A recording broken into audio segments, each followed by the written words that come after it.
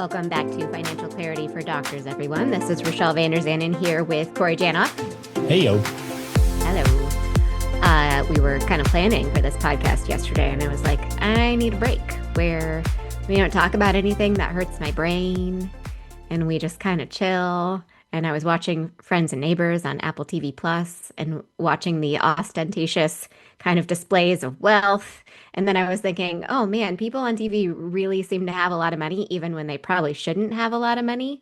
And today we're going to talk about how the doctors on TV seem to make lots and lots and lots of money without talking about it. It's just in the cars that they drive and in the houses that they live in. And is it realistic? Like maybe for some people, maybe not. So we're going to walk through some examples because it's fun and low stress for me and for Corey.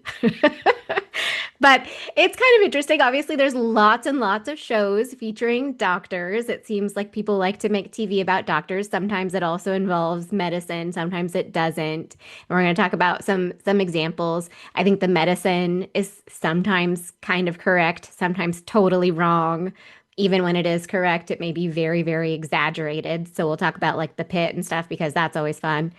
But I think that in general, it seems like TV doesn't really address money unless it's because people are super stressed about money.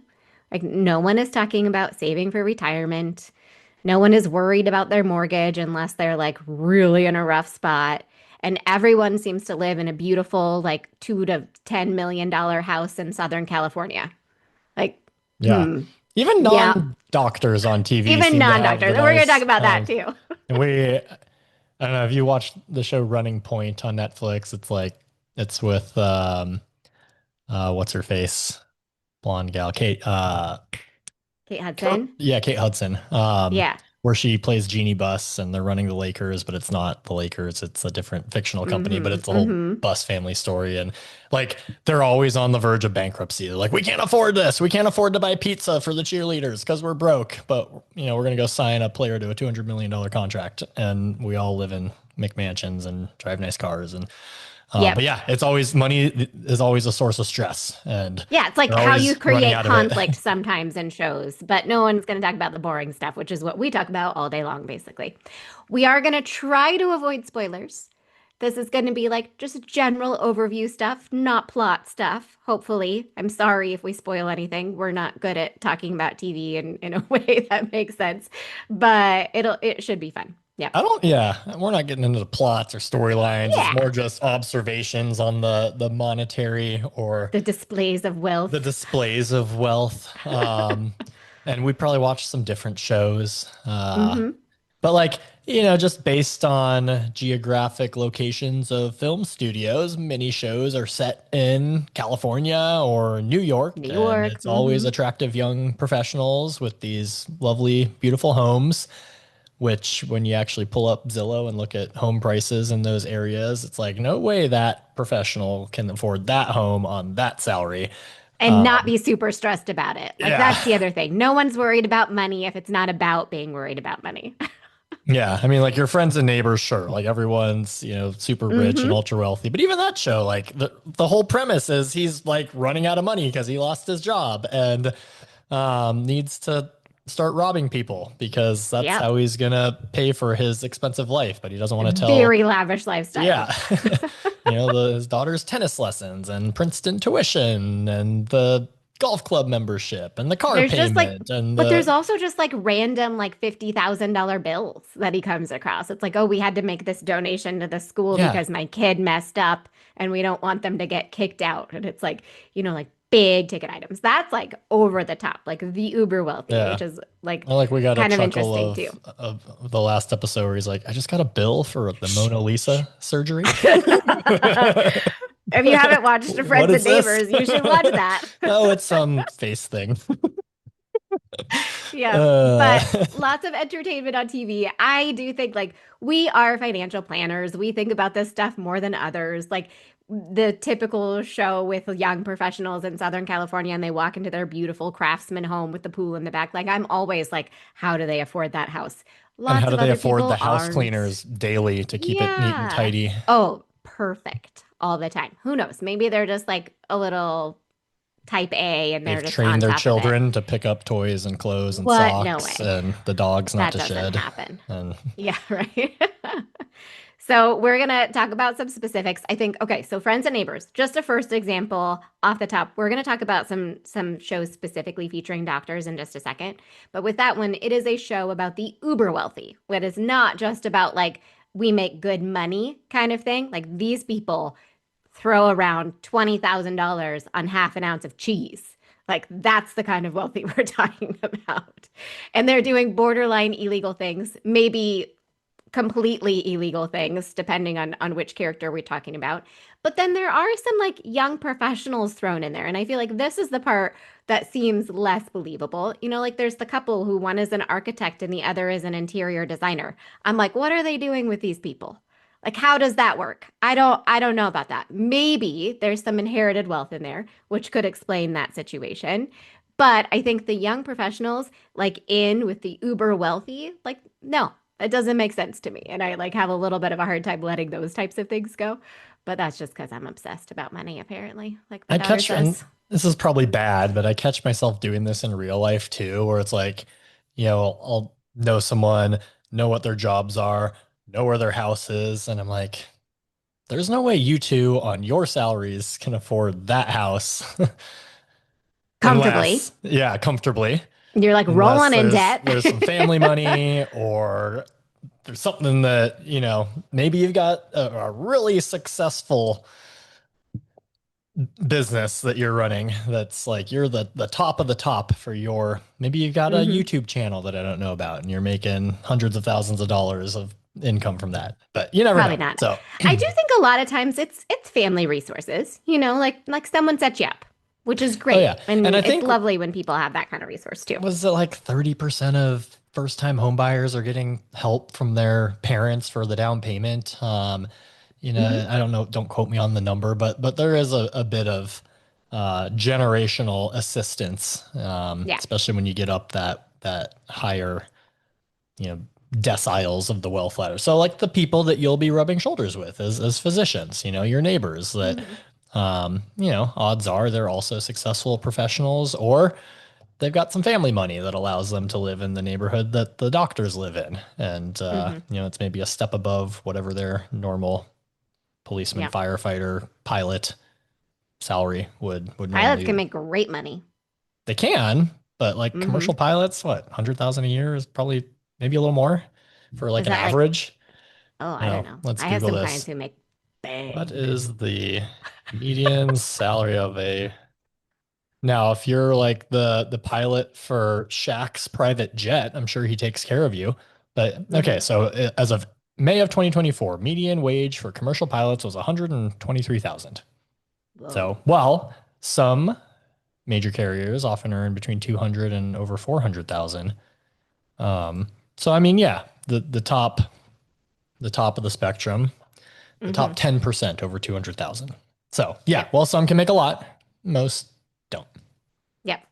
So, getting into the doctor examples, we're going to talk about a few recent TV shows featuring medical professionals. I think The Pit is a fun example, although they don't talk about money very much. You really only see the doctors in the hospital.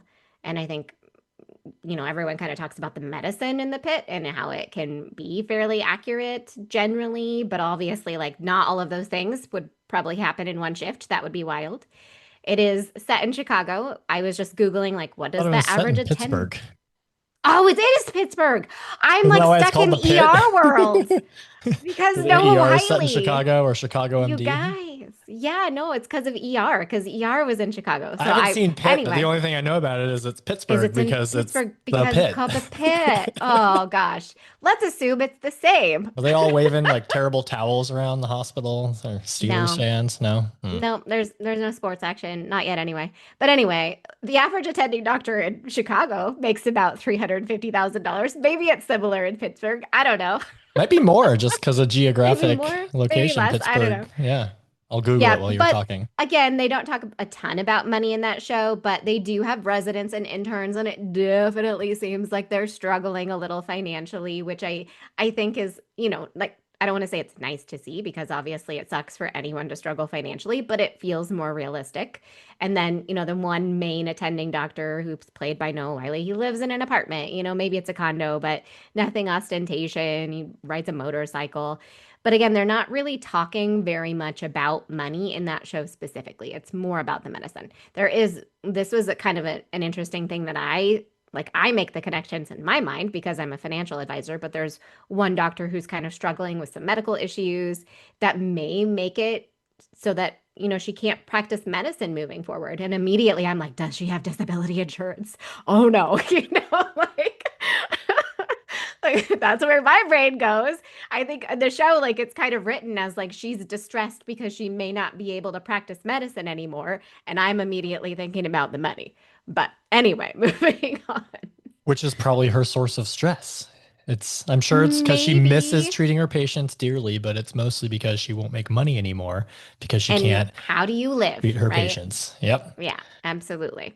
Yeah. Um, One show both of us have watched is Woo Shrinking, which woo. is fantastic. Not a, But I guess they technically are doctors, PhDs, right? yes, But if you're like not an Charles MD. Barkley and say, doctor, Hmm. you're only a doctor if you operate, which is a little disrespectful to some highly And also educated. not true.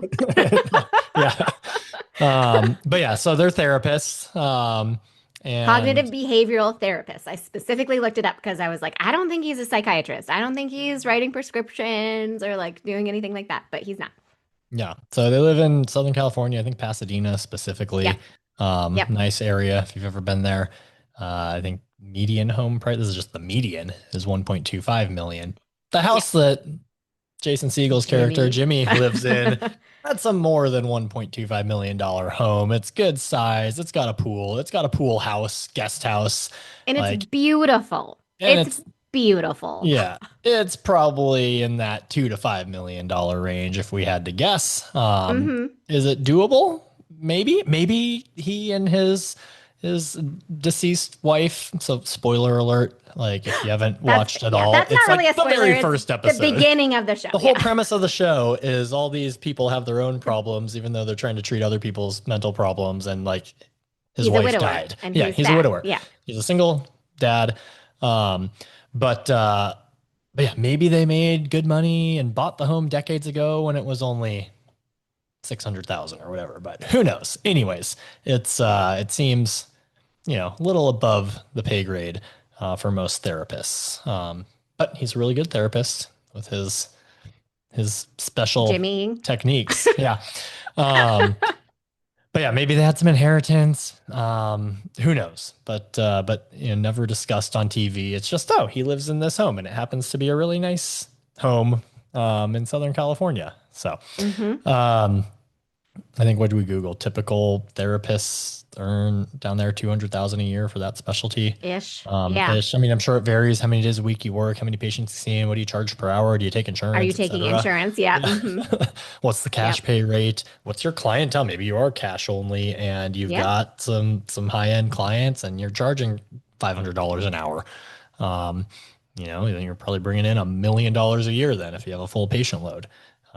Take out some overhead for your office space, etc. But you could earn mid to They high also six like figures. honestly don't seem to work a whole lot. I No, none think of them that's the work. other thing. They see like Yeah, one they're patient a like week. they see like one patient a day. They're like, and when you see them at work, they're like in the break room having coffee, talking about drinking water, like, and then they Yeah. go see their one patient of the day. That's sort of like when I watch your friends and neighbors, I'm like, yeah, these people are all uber successful, but most uber successful people are working 100 hours a week. They're not going to Yeah. parties on Tuesday night and snorting coke and getting drunk and like jumping in pools and like that just doesn't.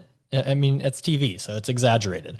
But Right. most of them are work, work, work, maybe make it home in time for dinner or the kids' soccer game, and then go to sleep, rinse and repeat, do it all over again. There's Hmm. not the uh, we're not just all socializing the whole time. But that'd be boring Yeah. if they just said, here's Jim going to his, you know, high-end accounting job at one of the big four firms and he's auditing Fortune 500 companies and that's not That's not fun. good TV. No, it's That's not not good good TV at TV. all. No. So, Yep. I think in Shrinking, the other interesting part is like every character seems to have a very nice living situation. There's his colleague Gabby, who owns a beautiful home. His other colleague, played by Harrison Ford, who is older and divorced, and he's had a whole career to make money, but he also probably paid alimony and child support for a long time, and that's very, very challenging. And then we have the character played by Brett Goldstein, who is an ex-con barista and lives in a beautiful home, which is gorgeous for him, but that is probably not affordable. And then there's, a woman who enters in the third season or whatever, and she's divorced with it, like she's a single mom and she lives in this cute little bungalow. And it's like, I don't know if any of this is doable in Pasadena area. But who knows? Again, we don't know the backstory of every single character, but I think that it's like the consistency of people living well beyond what we would expect their means to be that makes it feel like, okay, TV is giving us some unreasonable expectations of what we can afford to do with our lives and where we can afford to live and all that kind of stuff. This is the stuff that bothers Rachelle and I about watching TV that we notice, where you guys as doctors are probably watching the Pitt and other doctor shows or shows with patients with certain conditions that you treat. And you're like, that's not realistic. Harrison Ford's Uh-huh. tremors aren't typical of Parkinson's patients because he, has Parkinson's in the show. Um, Yep. like that's not how you cauterize a thing that's bleeding. Like they're not doing it right. Everything that's bleeding. Um, Okay. so anyways, I'm Yep. sure you It's find true. some embellishments and inaccuracies on the medical side of it as well that, don't let it ruin the show for you. Yep. We don't let it ruin it for us, but it, makes us No. scratch our heads a little. It's like, that's interesting. Hmm. Let's see. Some other Grey's uh Anatomy. yeah, I another think show I that haven't one, watched. yeah, I mean, I watched it at the beginning, but we were talking about this ahead of time too. I think that show is still going, maybe, Yeah, which is I think maybe wild to Netflix me. pick it up or No, I don't think yeah. so. I don't know. Anyway, but there's definitely a focus on the trainees like early in the show, and they're poor. Like they all live in one house together that's owned by one of their parents. Because realistically, like rent is a lot in Seattle, and it's really hard to make it. And so if you can, live in a place where you can share rent with a friend, like that's going to make it a lot more doable and a lot more comfortable. And plus, you're barely there because you're working all the time anyway. Renewed Um, for a 23rd season, which will air during the that is 2026-2027 season. who watches that? Longest running primetime medical drama.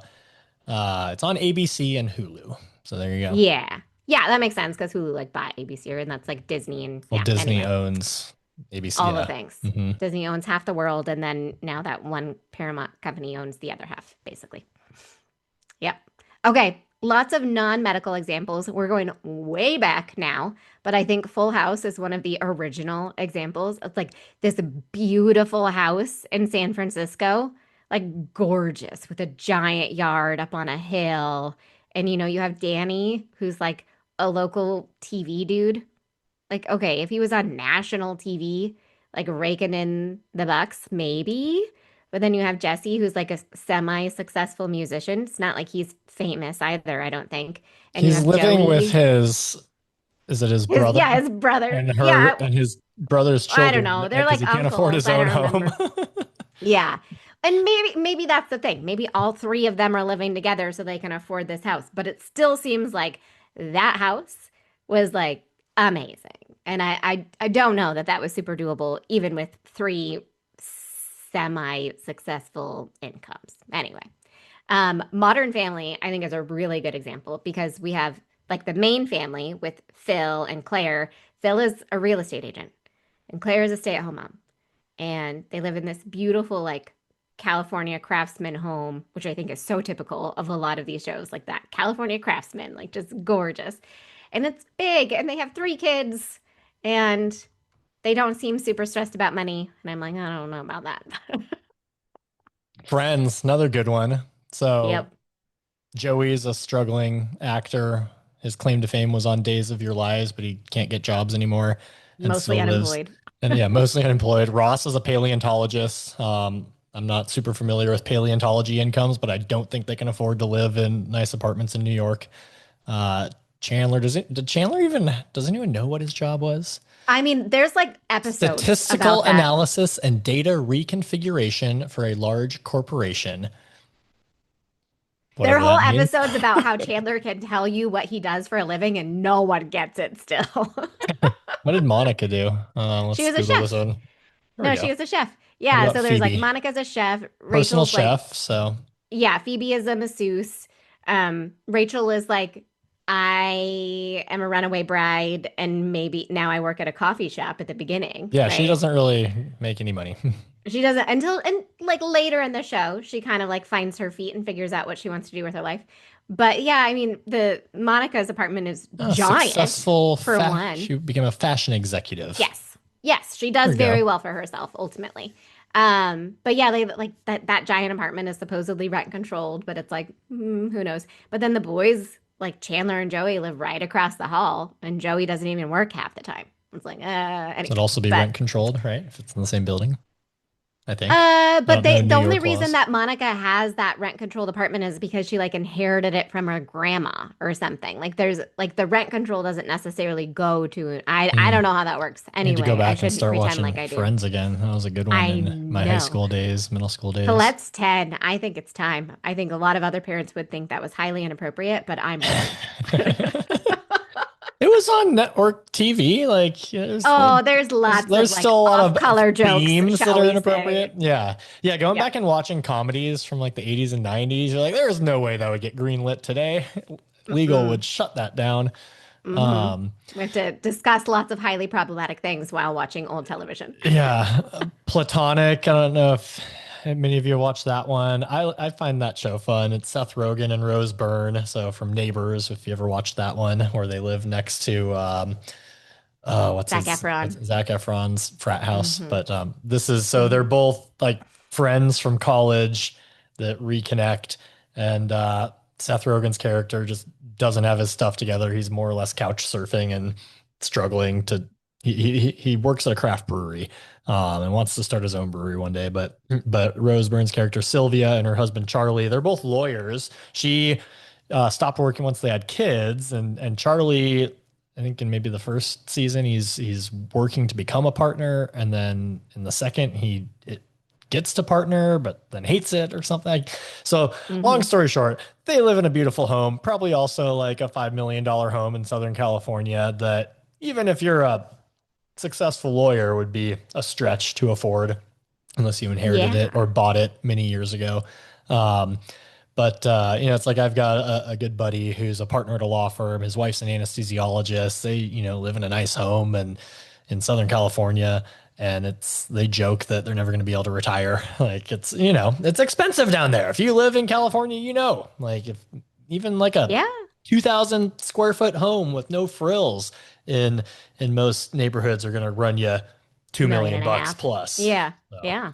it's no, again, doesn't say when they bought it, doesn't say if it was inherited. Mm-hmm. Maybe they bought it during the financial crisis and it was foreclosed and they got a screaming deal on it. Who knows? Who knows? Yeah. Mm-hmm.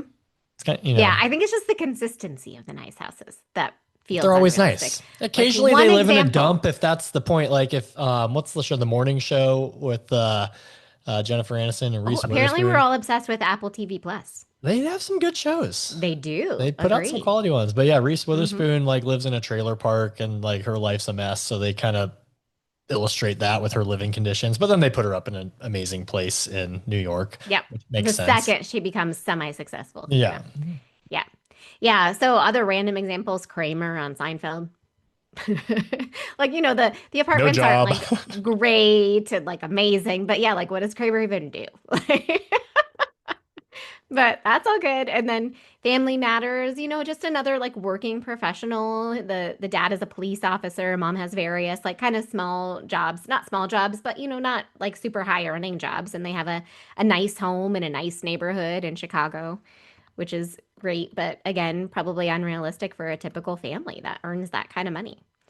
Um, yeah, I think, we could go on and on and on about all of these examples of like people who make regular people money and live a lifestyle that's probably not realistic and hopefully isn't something that we're reaching for. I think TV, movies, social media, all of the things show these outward displays of wealth without showing you like what it took to get there.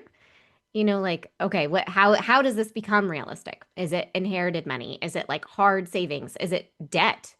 Are they up to their ears in debt that they can barely make payments on every month and have, credit cards up the wazoo and all like all that kind of stuff? Who knows? Like we just don't know that background. Like those are the things that we can't see. And in TV, like, that probably isn't the case because everything can just be magical and perfect and we don't have to explain how people can afford things. But yeah. Yeah, we see, a lot of outward displays of wealth there, whether it's TV, movies, Instagram, you name it, um, all of which costs a lot of money. But, with wealth is what you don't see. It's, how much is in your bank account? How much is in your 401k, how brokerage account, backdoor Ross, kids' college account? So one, that's not exciting television, so they're not gonna put that on TV, No. really. Um, but and the whole concept of getting rich slowly, boring. Like we can't cram that into 22 minutes of network TV. It's you save a few $1,000s a month into your investments and compound it over a 40-year career. Look, you'll be a multimillionaire when you're ready to retire. It's like, I'm bored. okay, yeah. Yeah. Nope. Not even Netflix will greenlight that one. But yeah, like you just don't see it. So it is really hard to learn from examples. Like we can see what people are wearing and measure, fashion trends based on that. It's like, oh, what celebrities, influencer, what clothing brands are cool? What are the kids wearing in high school halls these days? Like what's in the loose jeans are back, the baggy pants, forget slim fit and whatnot. But I'm the last person to ask about fashion trends. I just see high schoolers and middle schoolers walking around with their baggy jeans and their hair looks like they've been electrocuted. Like all the dudes have this electrocuted Oh, look. yeah. I'm like, cool. Where'd this come from? Or I think we weren't frosted tips in again for like a I brief kind moment of, and now yeah. they're out. I saw this, speaking of Instagram, I saw this Instagram post and I think it was someone like they were like at a baseball game and they're like, when you think that like the group in front of you is a bunch of old ladies and then they stand up and walk around and it's actually like a group of 16-year-old boys. But they have like fried light colored hair that's just like everywhere. Yeah. So anyways, that's So, in apparently. okay. But uh but yeah, where are we going with this? So, I mean, I don't know. sure, like we said, it'd be boring for TV if you talk about conventional financial wisdom or have people living within their means and planning appropriately. That's no fun for the rich guys and gals on your friends and neighbors to be driving Toyota Camrys. No, we need to drive a Maserati. We need to drive a Range Rover. We need a whatever I don't fancy even car. know what half of those cars are Ferraris. named anymore. I'm like, what Yeah. what is that car? It's just Um, shiny and fast. exactly. So, and obviously, we all know that stuff on TV and in movies isn't real, but despite that, it can still subliminally influence our lives and financial decisions. If the doctor, therapist, firefighter, police officer can live in that house and drive that car, why can't I? I mean, yeah, I know it's Hmm. fake, but it tugs at your wants a little bit. Um, so so yeah, Agree. enjoy watching your shows, movies, Instagram reels. Just, try really hard not to let it influence your purchases or financial decisions, and even if you're watching like the home makeover shows and stuff like that, no, it's still TV. It's still semi-scripted and not real. Yeah, Like reality TV is not real. they just show the one room that they made over, and they may not even have done a quality job on the craftsmanship. It's just lipstick on a Hmm. pig. They don't pan the camera 90 degrees to the right and show you like there's still a whole other area that's a giant mess that they couldn't afford to fix because it wasn't in the production budget. So, Hmm. like, even that stuff isn't truly real. Yeah. Yeah. So TV is fun. TV is not realistic. It would be boring if it was. But I still think we these all have to fictional live. shows are better than the Yeah. news. Yeah, for sure. Of course. Yeah. Yes. But yeah, we all have to unfortunately live our semi boring lives and save for retirement because that's the responsible adulting thing to do.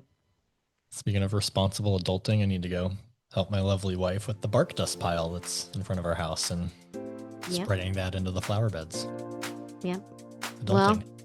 Thanks for everyone. Go work on your projects. Go check on your 401k if you want. Thanks for listening. We'll see you next time.